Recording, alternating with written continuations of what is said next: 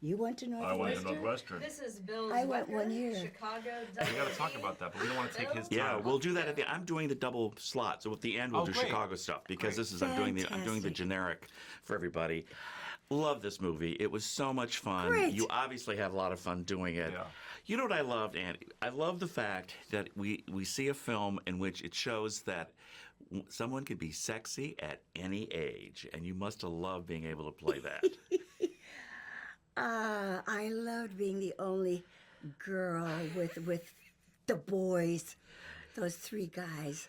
You know, I look at them and I can see them as 17-year-olds. You know how you could... We had a great time. Yeah, you could tell. You could Good. tell. Good. And you and Alan really had great chemistry. And now, did he really play the saxophone, or was that movie magic? He does. He does. We made him a little more pro because the character's supposed to be like a pro. So we made him. But Alan does play a lot of instruments, and he plays the sax. But we made him a couple steps more professional. Well, of course, this is a fun movie. It's a comedy. However, there is a very strong, very contemporary message in this film. And I'd like you both to talk about that because I think a lot of people of any age are going to relate to the corporate greed aspect or whatever you want to call it. Yes, being... All three of them were at the steel company. They worked there for 40 years. And then all of a sudden, Vietnamese company buys it, and they get fired, and no pension. Yeah, it would be great. You know, Ted Melfi wrote this wonderful script, and it would be bizarre to make a movie about seniors in 2017 and not discuss some of the issues that are facing them. And you know, Michael Caine has a line where he says, in the worst case scenario, we get a bed, 3 meals a day, and better health care than we get now if we're in jail. And so I think there's a lot of I'm mad as hell, I'm not going to take it anymore out there Yes. in the world about people losing their pensions, the predatory loans from the banks, the lack of health care. And so, yes, we're a comedy, but I think the writer, Ted Melfi, did a really great job of some social commentary in there as well. And it's going to get better.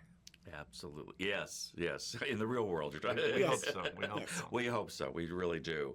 Well, of course, I can't believe that these three guys and you had never worked together before. I mean, this was a first.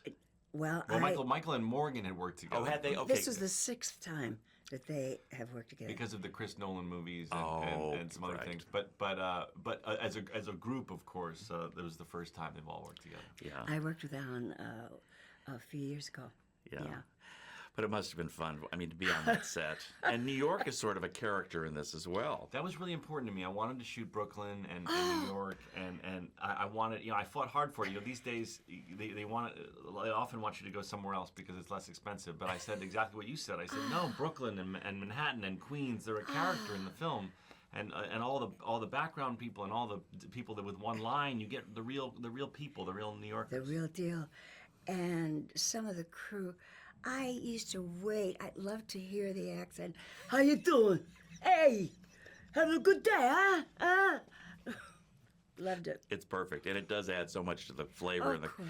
and the other thing. And I love the fact that you showed the backstory on how they pulled off the heist. Yeah. Because I think you could have just shown them robbing the bank and whatever, but to see Alan taking the back off of the porta potty and all of that, I thought it added a lot of depth to the explanation of the whole movie. I really love that. Was, again, another testament to Ted's writing. He did such a good job. You get to experience it on multiple levels. You see the heist, but then you as the audience are like, wait, how the hell did they do it? And then it's revealed in their interrogation when Matt Dillon's interrogating them. And I think it's a way to do a heist and have you can appreciate it multiple times. Absolutely. Now, had you watched I assume you'd seen the original film. Yeah, of course. And I like the way, obviously, this is an update and it's made for today, but it's nice to see, this being done in a completely different way. Well, I think we wanted to say more. It's not a remake. It's, as Morgan keeps saying, it's not a remake. It's a reimagining, because we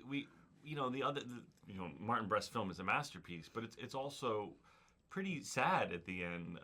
There's death.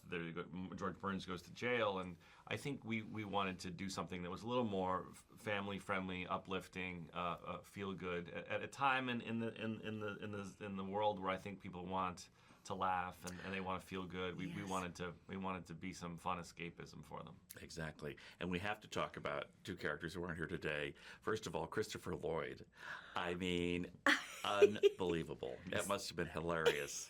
He's so funny, the great thing about Christopher Lloyd is everyone can kind of do like a Christopher Lloyd impression, like Doc Brown, and it was a blessing for me because I got to like think of jokes like, oh my God, it'd be so funny if Christopher Lloyd were to say this, and then I say it and I say it to him and he goes, okay, I'll do that, and then all of a sudden you've got like it's the most fun thing in the world. I've got like Doc Brown saying whatever I can think of in my brain. Please do an imitation of Michael Caine. She thinks my Michael Caine's impression is better than I think it is. But worst case scenario, we're a bed, 3 meals a day, and better healthcare than we get now. Isn't that good? It's okay. My favorite is when he calls me now because I'm blessed that now occasionally Michael will call me. He's like, Zach, it's Michael Caine. Isn't that wonderful? You should record that for your voicemail. I have Morgan Freeman doing my outgoing voicemail right now. No, it's like, hello, this is Morgan Freeman. You've reached Zach Braff. You can't come to the phone right now. Oh. That's brilliant. There's so many good scenes, but do you have a favorite scene in the movie? I don't know. It was just fun. Most of the scenes obviously were with Arkin, but seeing Du Bois together and just watching them and knowing that they're good friends, and as I said, I see them as when they were 17 years old. They're just still doing the same stuff. I love the scene with you seducing Alan with the eggplant in the supermarket. I didn't know what an eggplant looked like outside This of... is a true story. Ann-Margret didn't know what an eggplant looked like. Because I don't cook and I don't care. But it was beautiful. I said, it's this purple, beautiful, and it was shining. And You should put the eggplant emoji right under this right now. but She said to Alan, what is this? And he said, are you kidding me? She goes, I don't go to supermarkets. I've eaten this, I'm sure, but what is it? He goes, it's an eggplant. Well, I've had that when it's mushy, and I don't know what it is. Eggplant Parmesan. Yes. I got to ask you now that we're near the end about Chicago, because, of course, you went to Northwestern. Yes. I didn't even know that. And, of course, New Trier, she's on the Hall of Fame at New Trier. These two are a team. They're the Green Egg. Oh, that's great. When you think back on that, because let's face it, both the city and the area inspired your careers. And, Dr. Peterman.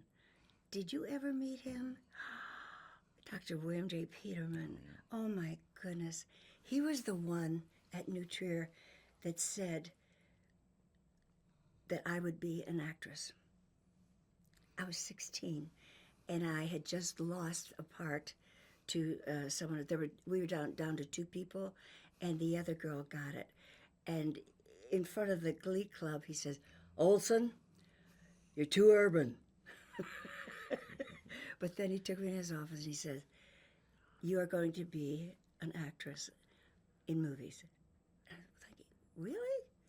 I didn't get the part, but It worked out in the end. I thought, my goodness, he's crazy. He was right. He was a legendary guy Oh. of the theater And I department. love Northwestern. I had a great time there. I learned a lot about filmmaking there and acting, and I'm proud that I'm proud to say I went there. I had a great experience. Well, you're both great tributes to our area. This is a fun movie. Congratulations. Thank you so Great much. to see you. Thank I'm you. surprised you didn't put yourself in a small role. Well, it was too big. I needed to focus on. Thank you. I'd never made